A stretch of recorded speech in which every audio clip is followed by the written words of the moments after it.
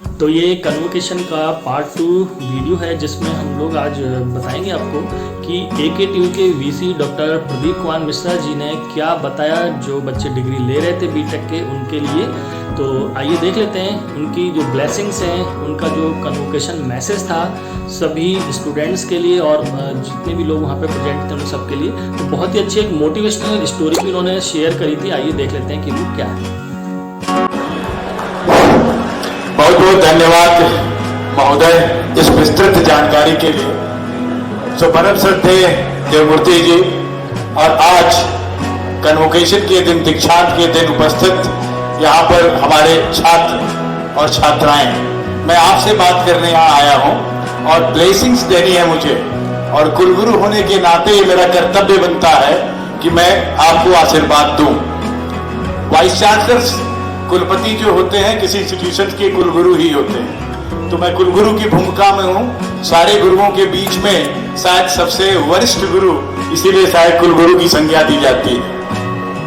जब आप किसी कॉलेज से बाहर निकलते हैं तो आपको कुछ बातें सोचनी होती है, थोड़ा सा पीछे मुड़ के देखना है और फिर आगे देखना है। आज मैं इतनी सी बात करूंगा, समय कम है इसलिए 10 मिनट से ज्यादा नहीं लेने वाला हूं, क्योंकि कन्वोकेशन एड्रेस ऑलरेडी डिलीवर हो चुका है, और जिसका मतलब है कि आप दीक्षांत के उपरांत जब इस दुनिया में प्रवेश करें तो किस ढंग से प्रवेश करें। और दीक्षांत में अगर प्रोसेस में, दीक्षा की प्रोसेस में कोई कमी रह गई हो तो हमारे चीफ गेस्ट ने आज कहा ये दीक्षा का प्रोसेस निरंतर है, आज खत्म नहीं हो गया, कल खत्म नहीं हो गया, या मेरी भी दीक्षा का जो प्रोसेस है अभी खत्म नहीं हुआ। तो जब भी कोई बात होती है ये कंटिन्यूअस है, तो मैं ज्यादा बात नहीं करता, लेकिन कुलगुरु के नाते 2-3 चीजें। हमारा कोई भी ग्रेजुएट है जो स्नातक है, जब स्नातक विश्वविद्यालय या विद्यालय के द्वार से बाहर जाता है और दुनिया में, तो उसे सबसे पहले अपने व्यक्तित्व की तरफ मुड़ के देखना होता है। विद्यालय ने आपको विद्या दिया है, आपको इंजीनियरिंग की विधा में कुछ अध्ययन कराया है, लेकिन क्या आपके व्यक्तित्व का पूर्ण निर्माण हुआ है या नहीं हुआ है, ये आपकी जिम्मेदारी है। माता पिता और गुरुओं ने जो अपनी सीमित क्षमता थी उसके अनुसार से आपको शिक्षित किया, लेकिन असीमित शिक्षा, जो निरंतर शिक्षा है, वो आपको स्वयं करनी है। कैसे करेंगे? मैंने कहा आपको अपने अंदर वैज्ञानिक दृष्टिकोण को विकसित करना है। हम जिंदगी में बचपन से जो सीखते आए हैं, कहा जाता है आंखों से देखो और कानों से सुनो तभी उसे करो। आज मैं तुम्हें कहने जा रहा हूं कि आंखों से देखी हुई और कानों से सुनी हुई बातें ज्यादातर गलत होती है, क्योंकि जो चीजें मैं देखना चाहता हूं मैं वही देखता हूं, जो मैं सुनना चाहता हूं मैं वही सुनता हूं, और इसलिए मेरे डिसीजंस गलत होते हैं। तो आप अब आंखों देखी पर और कानों सुनी पर विश्वास नहीं करेंगे, बल्कि अपनी मेधा पर विश्वास करेंगे, अपने वैज्ञानिक दृष्टिकोण पर विश्वास करेंगे। कैसे ये सीखेंगे कभी हम आपसे बाद में बताएंगे, आज लंबी बात नहीं करेंगे। वैज्ञानिक दृष्टिकोण थोड़ा सा, अगर तुम कुछ लोग जानना चाहते हो तो थोड़ा सा एक उदाहरण दे देता हूं। एक प्राइमरी स्कूल में महाराष्ट्र में मैं एक बार वैज्ञानिक दृष्टिकोण कैसे विकसित किया जाए इस पे बात करने गया था। मेरे साथ भारत के एक साइंटिस्ट थे शरद पांडुरंग काले, और काले साहब, पहले मेरा लेक्चर था, बीच में बच्चों को हमने कुछ खाने के लिए भोजन, फल इत्यादि दिए, फिर दोबारा काले साहब का लेक्चर होने लगा। मैं सबसे पीछे बैठा था। प्राइमरी स्कूल के बच्चे, मतलब 6, 7, 8 साल की एक लड़की अचानक मैं देखता हूं कि लेक्चर नहीं सुन रही है। मैंने उसे टोका तो वो डर के मारे लेक्चर सुनने लगी, लेकिन अचानक फिर मैं देखता हूं कि लड़की फिर पीछे देखने लगी जहां वो फल फूल खाने के बाद छिलके और गूदे फेंके हुए थे। तो मैंने उस लड़की से पूछा, बेटा क्या देख रही है? तो उसने कहा, सर आप क्यों नहीं देखते? अब देखिए धर्म संकट। वो लड़की कहती, why don't you observe? And we were there to teach them how to observe scientifically. और जब मैंने उसे देखा तो क्या देखा? छिलका है, गूदा है और बीज है, और उस पर मक्खियां भी बिना रही है। मैंने कहा यही तो देख रहे हैं, इसमें क्या है? तो उसने कहा सर और ध्यान से देखिए, प्लीज ऑब्जर्व केयरफुली। और जब हमने केयरफुली देखा, मुझे फिर वही दिखा, वही छिलका, वही गूदा, वही बीज, और उस पर बिखराते हुए मक्खियां। तब तक काले साहब डिस्टर्ब हुए और उन्होंने कहा मिश्रा जी क्या हो रहा है? मैंने कहा सर कुछ तो ऐसा हो रहा है जो यहाँ आपके लेक्चर से बढ़िया है। So he joined me and together we tried to see क्या देखते हो। और अंत में हमें वही दिखा तो अब कान पकड़े और पूछा बेटा तुम क्या देख रहे हो तुम बता। और तब उस लड़की ने कहा कि सर हर छिलके पे हर मुद्दे पर और हर बीच में मक्खी भिनभिना रही है, लेकिन सीताफल जिसे शरीफा कहते हैं, जिसे इंग्लिश में कस्टर्ड एप्पल कहते हैं, उस पे मक्खी नहीं है। अब बताइए कैसे हुआ?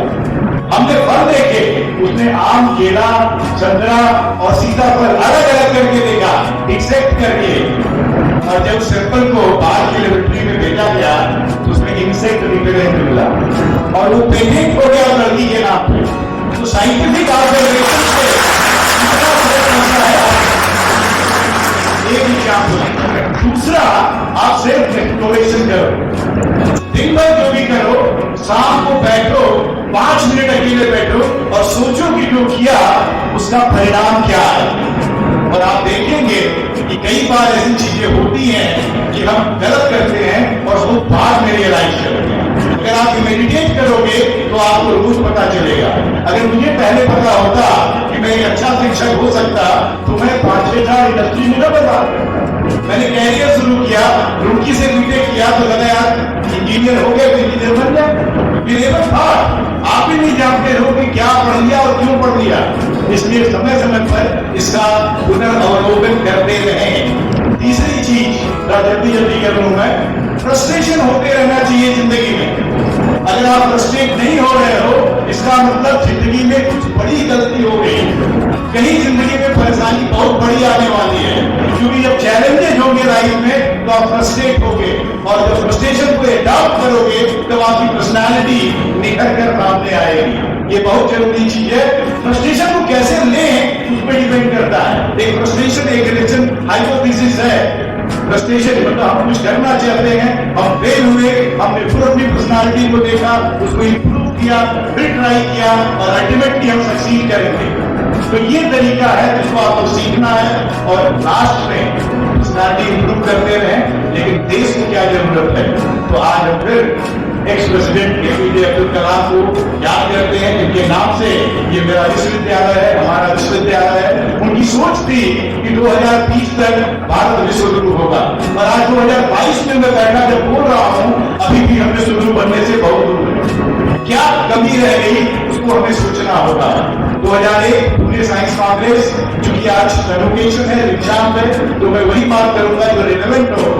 2001 पुणे साइंस कांग्रेस में आर्य मासेलकर जो खुद एक केमिकल इंजीनियर थे, मैं उनको खुद करता हूँ, अभी भी बहुत ही एक्टिव है इनोवेशन के फील्ड में। उन्होंने कहा था कि भारत को अगर विश्व गुरु बनना है तो हमें 21वीं सदी के पंचशील को सोचना होगा। हमने पंचशील बहुत सुना है, लेकिन 21वीं सदी का पंचशील 5 चीज। पहला, विद्यार्थी केंद्रित शिक्षा। ये विश्वविद्यालय, ये विद्यालय है, एक बढ़िया इंस्टीट्यूशन है, उसको भी देखना होगा कि क्या हम विद्यार्थी केंद्रित शिक्षा दे रहे हैं, विद्यार्थियों को कक्षा में आनंद आ रहा है। हम खुद को देखना होगा क्या हम अपना काम अच्छी तरह कर रहे हैं। ये बहुत जरूरी है, शिक्षा को विद्यार्थी केंद्रित बनाना है और हमारे जैसे प्रशासक का काम है कि विद्यार्थी केंद्रित शिक्षा कैसे बने, उस तरह की पॉलिसी लाई जाए और मोदी जी जैसा कह रहे थे उस तरह इंडिपेंडेंस फ्रीडम दिया जाए जिससे अच्छी शिक्षा प्राप्त हो। ध्यान देखेंगे कि ये हो सके। दूसरा है वुमन सेंट्रेड फैमिली। वो कहते हैं महिलाओं को बराबर का अधिकार मिलना चाहिए। इस हाल में अगर मैं बैठा हूं तो अगर 500 लड़के हैं तो जिस दिन 501 लड़कियां होंगी उस दिन हमारा काम पूरा होगा। तो अब महिलाएं कैसे सशक्त हो, कैसे साक्षर हो और कैसे सहकारी, इसको हमें देखना। तीसरा वो कहते हैं नॉलेज सेंटर सोसाइटी। ज्ञान परक समाज होना होगा। समाज में जब तक ज्ञान को इज्जत नहीं मिलेगी तब तक समाज आगे नहीं जाएगा। अगर हम संपत्ति की इज्जत करते हैं, जैसा आपने कहा कि राजा तो अपने राज्य में पूजित होता है लेकिन विद्वान सर्वत्र पूज्यते। तो knowledge processing of information and converting into the knowledge is very much important. तो ज्ञान परक समाज का निर्माण करना है, मानव परक विकास होना चाहिए। अगर हमने पढ़ाया है तो हमें उसके लिए रोजगार की तैयारी करनी होगी, रोजगार का विकास करना होगा, स्वरोजगार की बात करनी होगी, तभी हमारा भारत आगे जाएगा। और अंत में वो कहते हैं इनोवेशन सेंटर्ड इंडिया। ये देश तभी आगे जाएगा जब हम नवाचार परक भारत की बात करेंगे। हम सब अपने एटीट्यूड में, अपने एप्टीट्यूड में इनोवेशन को बात गिराएंगे और अच्छी तरह डालेंगे। ज्यादा बात आज नहीं करूंगा। अंत में आपको बहुत बहुत आशीर्वाद। इस विश्वविद्यालय और विद्यालय के द्वार से जब आप बाहर निकले तो लोग गर्व से कह सकें कि ये AKTU के छात्र हैं।